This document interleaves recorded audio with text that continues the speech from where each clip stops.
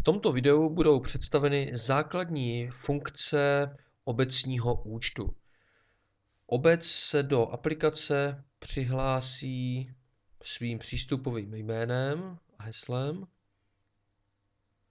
Na úvodní stránce vidí takzvané rychlé informace, kdy byli naposledy přihlášeni, nějaké poslední rozpracované zasedání, poslední upravované.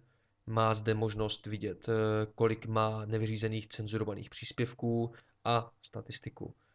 Statistiku zaregistrovaných občanů pod obec. V menu Hledej má možnost vyhledávat podle zasedání usnesení, podle politika občana, podle obce města. Ukáží například obecní vyhledávání konkrétního usnesení.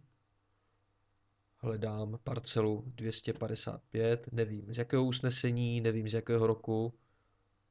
Po zápisu čísla 255 a kliku na hledat se mi ukáží veškeré usnesení, kterých se číslo 255 týkalo. Samozřejmě mám možnost se prokliknout do konkrétního usnesení. Tak. V menu zasedání mám možnost přehledu neboli vypublikovaných a rozpracovaných zasedání ze zastupitelstva.